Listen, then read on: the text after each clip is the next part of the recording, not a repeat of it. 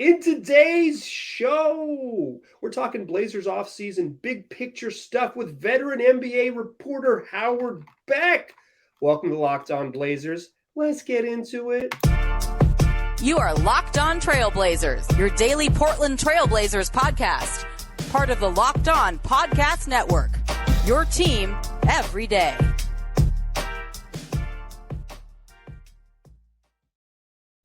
What up, world? It's your past first point guard and Trailblazers reporter Mike Richmond. You are listening to another episode of Locked On Blazers, part of the Locked On Podcast Network, available wherever you get podcasts and also on YouTube. Thanks for making the show your first listens. Coming at you every single weekday, Monday through Friday. So make it a part of your daily routine. Make it your first listen. It's Locked On Blazers, your team every day. And today's episode, a very special one. We are joined by veteran NBA reporter from all over the map and currently writing for GQ all postseason long, Howard Beck. Howard, how you doing? Thanks for joining the program. Doing well, Mike. How are you? Good. So I resisted right there doing the what up, Beck. I'm going to be honest. It seems obligatory. In fact, I call this little studio where we're recording the obligatory what up, Beck. I have a story about this. So, you know, I know you from way back from many covering many teams over the years, right?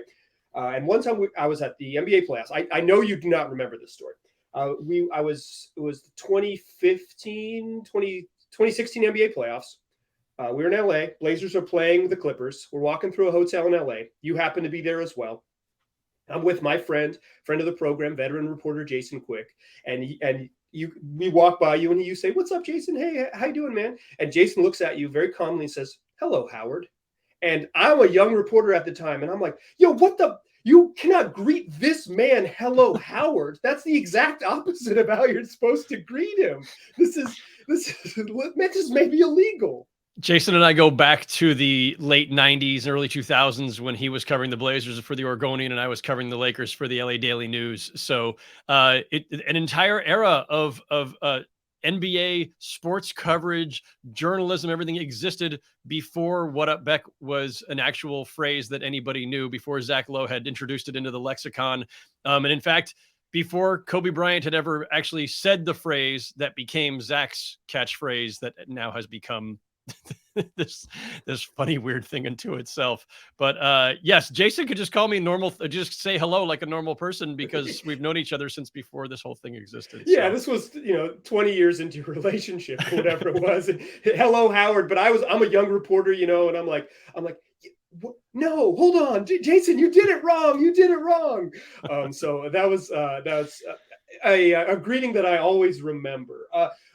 We're not talking about just how salutations today, even though we could do 25 minutes on this. This is a professional podcast. If we had to do whatever. But I want to talk about sort of broadly the Blazers off season. There's half the league is still playing postseason games, but I'm lucky enough to be covering a team that season is done. They are entering a pivotal and interesting offseason, perhaps the most interesting of the Damian Lillard era. What do you make of their position, just sort of like in broad terms, and we can sort of narrow down on it?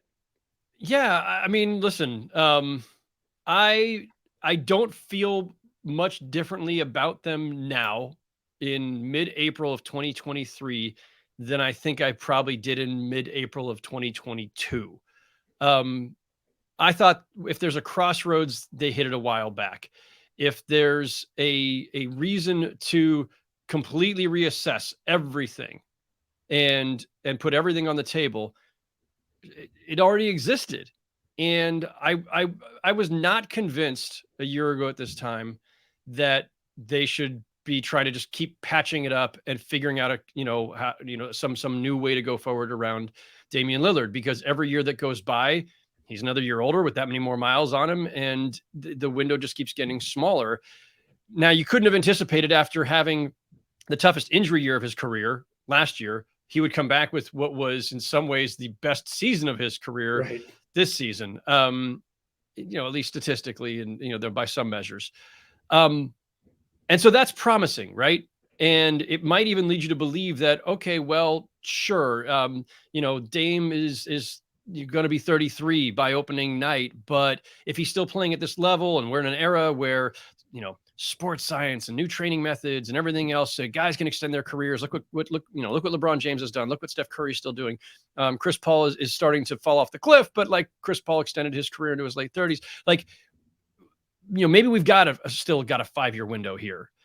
I don't know that that's the right way to view it, right? Like, you're already on borrowed time, I think, with Damian Lillard. And so we'll get into the whole, like, what do you do with Dame thing, but just to bring it back to like the this season versus last season at around this time, I thought they should have traded the pick that became Shaedon Sharpe. Like, I was convinced that if you're going to still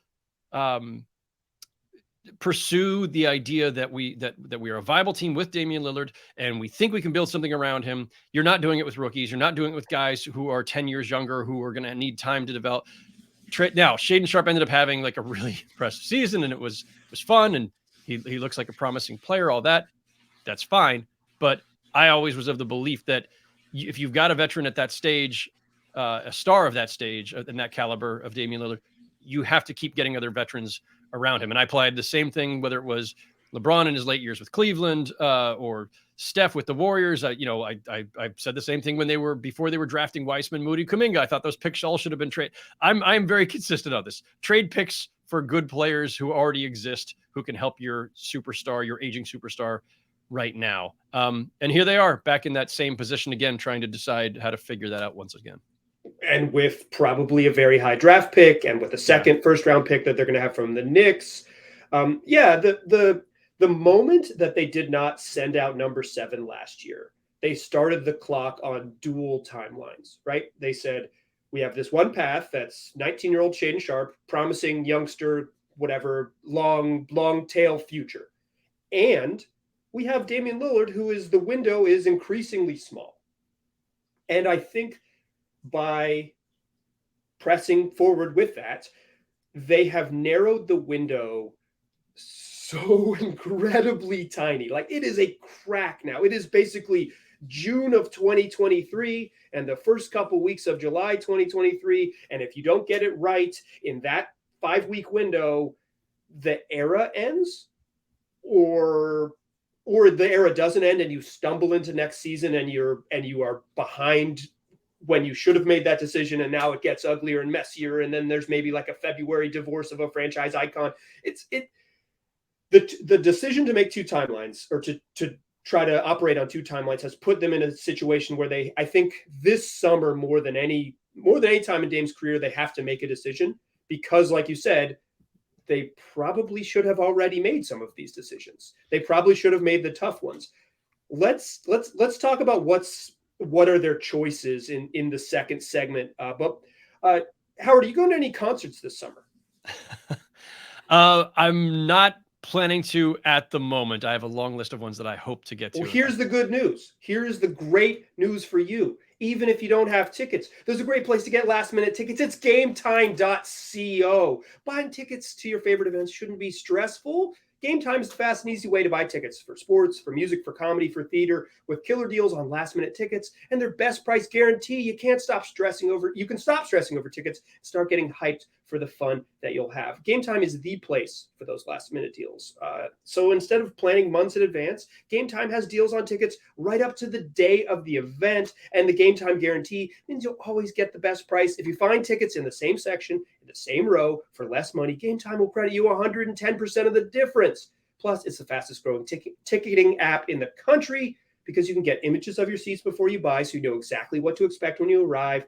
Plus, tickets are sent directly to your phone, so you never have to go through emails or dig through, find your code or whatever it is. It's just sitting there right with this thing you can scan to get into the venue. So snag tickets you want without the stress with the Gametime app. Download the Gametime app, create an account, use a promo code LOCKEDONNBA for $20 off your first purchase. Terms apply. Again, create an account and redeem code LOCKEDONNBA for $20 off. Download Gametime today. Last minute tickets, lowest prices, guaranteed.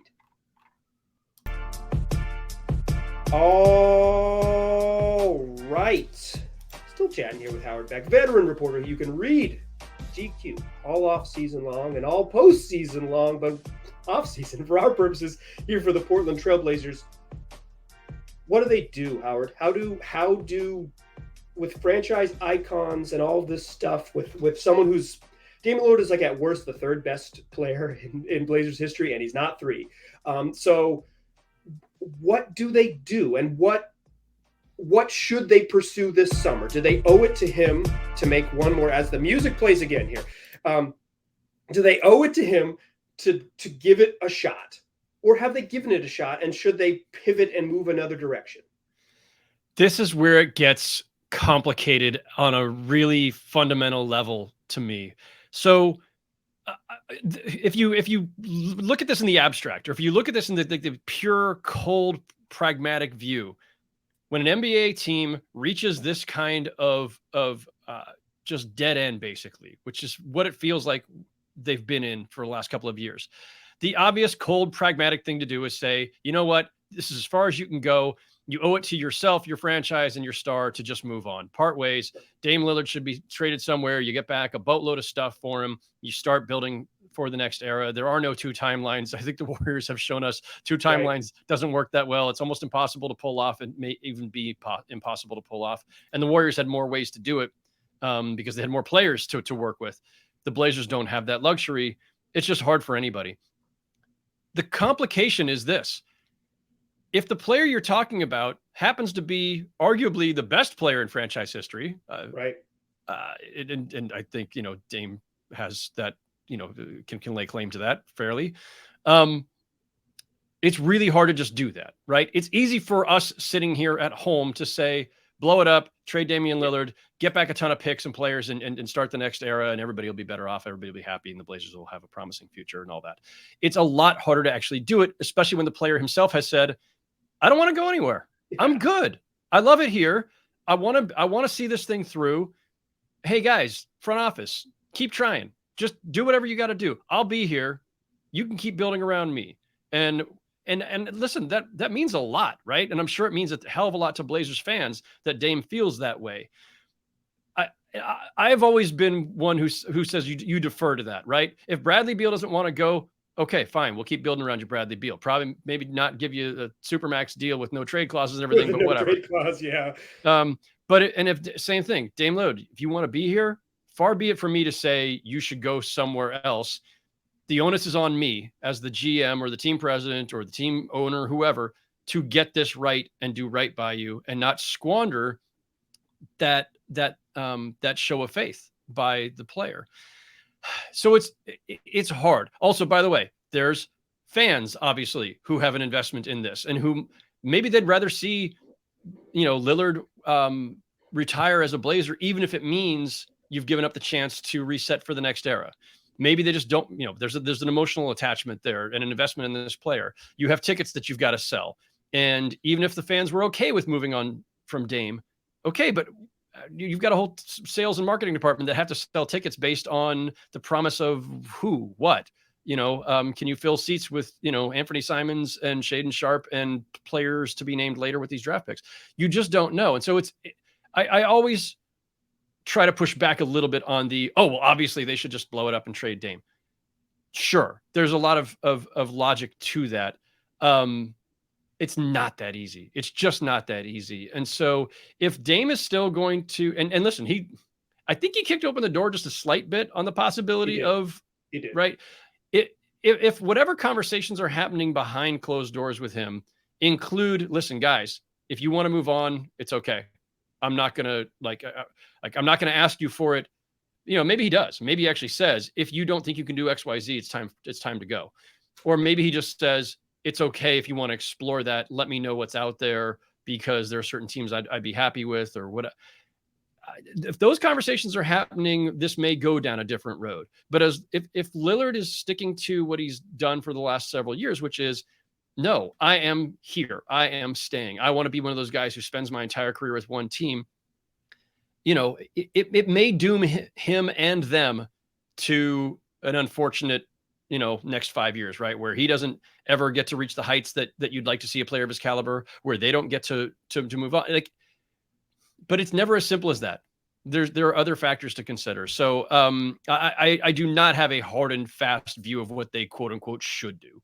Should do, yeah. Capital S. This is like from the desk of Beck. This is the decree. I think it's almost like an existential question. What is the right thing to do? Is the right thing to do to give Damian Lillard exactly what he wants, or try to give Dame what he wants, right? Because there's no guarantee that you build this contender overnight. It's basically happened once in the last 20 years with the Celtics, that you could go from a bad lottery team to a team that is a title contender. You just got to trade for 2 Hall of Famers, one of which was an MVP in the previous 3 seasons. That's simple enough. Just go ahead and knock that out of the park, and you'd be good to go. You get 2004 MVP Kevin Garnett in the summer of 2007. You'll be fine. You have a 3-year window of playing for multiple titles. But if you go that route, do you owe Dame that? Or do you owe sort of the pragmatic truth of both, of saying, like, listen, it's too hard to do this. We're going to send you somewhere else. And I think you made a good point. He's opened the door for this more than he has in the past. In the past, he would go on various places, because Dame is very, very amenable with his time, and a great interview. And he's mostly very, very, very honest when he speaks. And he says, I want to be here. Stop doing this to me. Stop. Yeah. Stephen A. Smith, please stop it. Stop sending me to another place. Stop doing this on the morning yelling shows. Stop sending me to larger cities. I don't hear that as much now from him. I think in his exit interview with the Blazers, and I believe with his sit down with that same guy, Stephen A. Smith, on ESPN's 2 broadcast, their broadcast, like whatever, podcast, simultaneous broadcast, Dame said, there's a decision to be made. Either they do it and they go all in and they put their eggs in my basket, or they say, we can't get it done. Let's have that talk. I think with stars, though, they're not trading Dame to the Hornets. They're not trading Dame to the Magic. They're not sending him. Like, if there is a breakup this summer, they're going to do right by him, right? Like, sure. Is there a precedent where it's like, where someone of his caliber, where they're just like, sorry, buddy, you're gone? Like, not in the post LeBron era, where someone gets like a star gets like truly outcast. It depends on it depends on the star, right? Like, Kyrie Irving did not have the Boston Celtics on his list, right? Jimmy Butler was traded to Minnesota. That wasn't exactly where he wanted to be. And then he ended up bouncing over to Philly, and he didn't so it can happen, but Kyrie Irving and Jimmy Butler did not have the kind of, cachet, deep roots, and meaning bond with those franchises that Damian Lillard does with Portland. So I agree with you, Mike. If it's going to happen, it's going to be something that they do in concert with each other. Although, by the way, I would just say, as somebody who has taken my fair share of shots at Orlando over the years, not actually a bad place to land at this point, given Banchero and Wagner and everybody. Like they've actually, it's still they're still too young to win, but they're set up okay. So that's not give them a top 5 offensive player in the league. They'd be really good in a hurry. Sure. That they would help. I think there are some parallels to this. It's not a perfect parallel, but to the decision the Lakers had to make with Kobe Bryant at the end of his career, where they kind of got lost in the desert. They were bad for a while. They gave Kobe a bunch of money and they were bad. Yeah. Is there a scenario where you see that happening with the Blazers, where it's just like, hey, we both want this. We both want to be here. And you kind of end up, like you said, with that difficult half decade. I wonder where. So listen, if I were the Blazers, I'm almost wishing that Damian comes to me and says, trade me. Right. It simplifies things, right? Because you also don't want to be the GM who decided to trade the greatest star in franchise history, right? If it's collaborative, or if it's a trade demand, whatever, that kind of thing, it lets you off the hook. And the hardest thing to do is to decide to do it against his wishes, or to decide to do it without him having requested / demanded / whatever. But look, that is also why you get paid the big bucks, right? So if you're the GM at this point, I think you look at this and you make the cold calculation. What are the odds that we actually can spin this thing forward in the near term here? What are the odds that we can actually get some veterans who can help not only get us back to the playoffs, but make these however many years Dame's got left, make them meaningful, have deep playoff runs. Championships are not guaranteed. Finals appearances not guaranteed. You just want to give yourself the best chance to make a deep playoff run every year. And we're seeing it in the Western Conference this year, where there was a school of thought that the Lakers should just stand pat, hold on to Russell Westbrook, let his contract come off the books. Don't use your future picks. Just let the season fall away. And I was absolutely against that personally, philosophically. I thought you do not waste a season of LeBron James's career.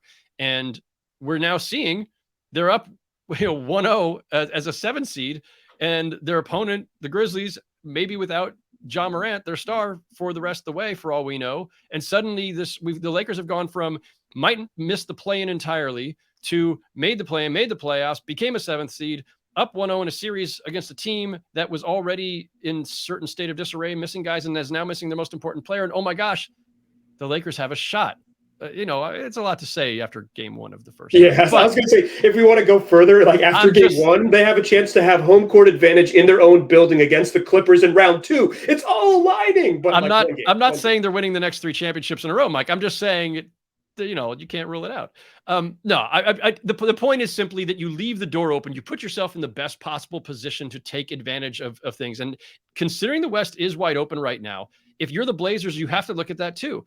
Do you believe that next season this will be any different? Because if we're in this state of where there's like 6-7 teams and it's kind of parity / mediocrity, no dominant team, it might actually, you could talk yourself into the idea that you're a couple moves away from putting yourself in the same mix with that same morass of teams in the West right now. That is a plausible position to take. I'm not sure if it's the correct one, but it's plausible. Yeah. When the middle is thick, it's easier to convince yourself you can get back to the middle. And it is this year more than it's been in the West in a while. There's not that dominant 64-win team where you say, okay, well, we can get the 4 seed, but if we have to go into Golden State, we're going to get thrashed anyway. So it's like, or when it was the Spurs before that, or whatever it is, there isn't that team. The Nuggets did look pretty good in their opening game, so maybe there is. And when they went 41-18 or whatever to begin the season, maybe we should have taken that more seriously. But they limped into the playoffs. It feels open. It really does. Okay, I'm not going to put you on the spot, but I'm going to ask you to make an educated guess to close the show. An educated guess of how this offseason goes. But before we do that, I want to tell my listeners about PrizePicks. It's daily fantasy made easy. You can download the app or go to PrizePicks.com. Here's how it works. You pick between 2 and 6 players on every entry, and then you just are picking between above or below the projection set by PrizePicks. So I play NBA. It's things like points, rebounds, assists, steals. You pick your entry. You say, I'm going above or below the projections. That's all it is. There's no field. There's no sharks. It's just you versus the projections, and you can get your money quickly with safe and fast withdrawals. Plus, new users right now get a 100% deposit match up to $100. That means you put in $100, they give you $100. You put in $50, they give you $50, but only when you use that promo code LOCKEDON. So go to PrizePicks.com or download the app and use that promo code LOCKEDON to take advantage. That's PrizePicks, daily fantasy made easy. Still a pass first point guard. Still Mike Richmond. You are still listening to Locked On Blazers. Still chatting here with veteran reporter Howard Beck. Howard, what are they going to do this summer? How does this end?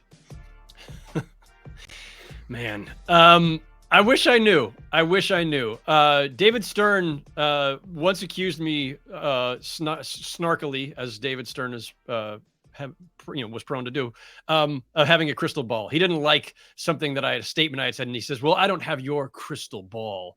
So apparently I do have a crystal ball. I don't know where I've lost it. It's probably in this mess of a home office behind me somewhere.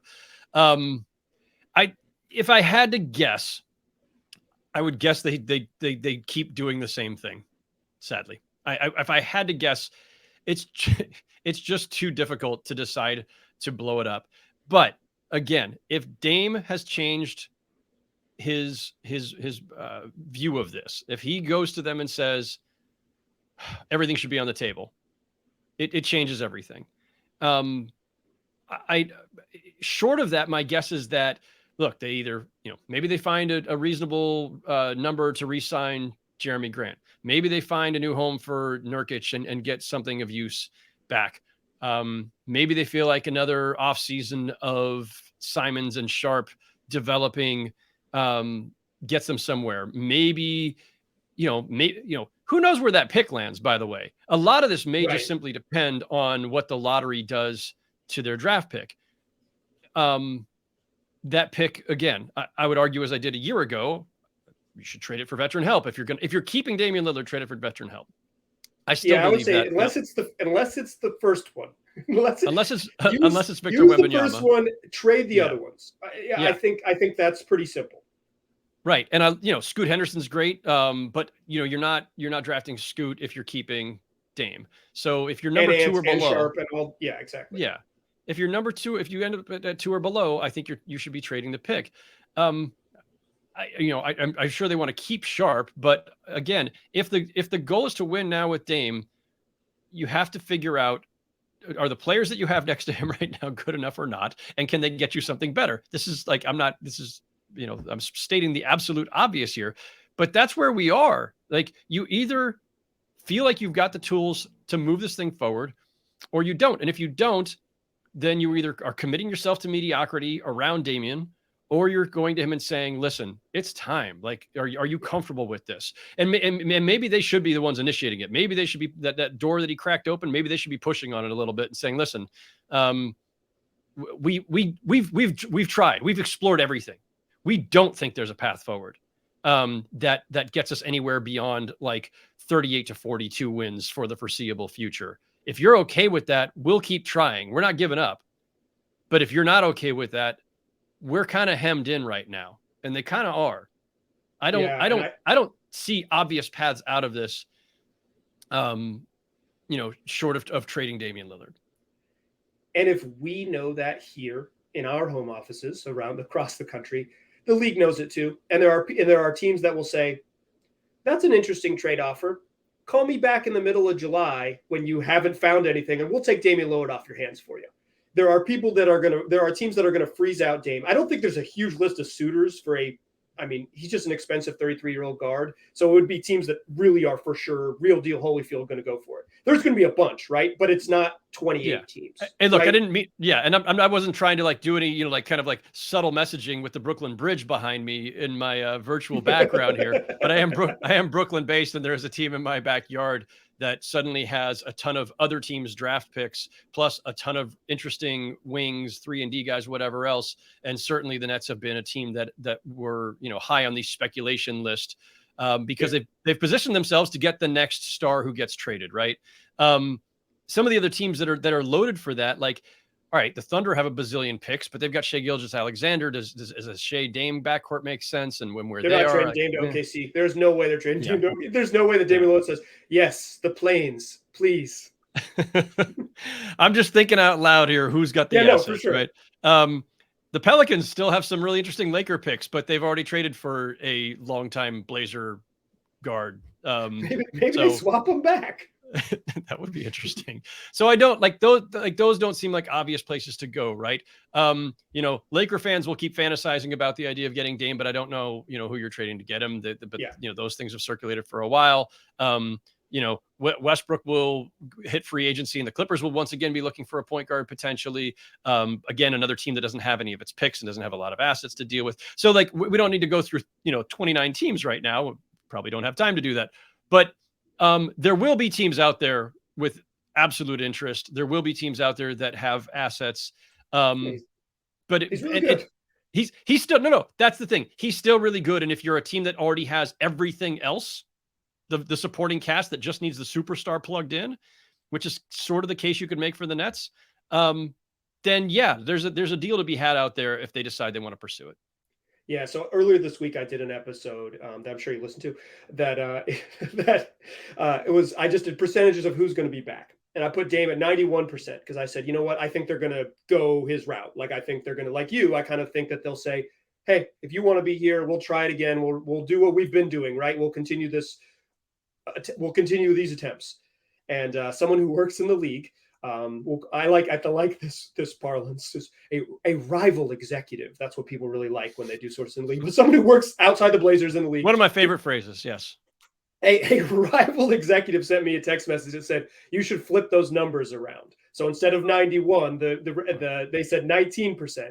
So I think the perception for at least people who work outside the Blazers is that this is real and that they will explore it to some extent. Like, who knows what that'll be? And if you explore it and don't find what you want, and he's comfortable being there, then you're right back. But I think you're right. There are teams that would line up and get him, and the Blazers. It might be the most pragmatic approach because of who they are to what they should do. So it's a fascinating offseason. I think you've laid out sort of the struggles for them, and they got to make a decision. Howard, thank you so much for your time. I really, really appreciate you joining us. My pleasure. Thanks for having me. Listeners, come back for tomorrow's show. We're continuing our season review. You know who's on the table? It's Yusuf Nurkic. We're going to talk about his season, our predictions for what it will look like in the offseason, where he landed in those predictions, and we'll push ahead to what's next for Nurk. Is he on the chopping block to be traded this summer, or is he part of whatever's next in Portland? Come listen to tomorrow's show to find out. I appreciate you listening. Tell your friends about this podcast. I'll talk to you soon.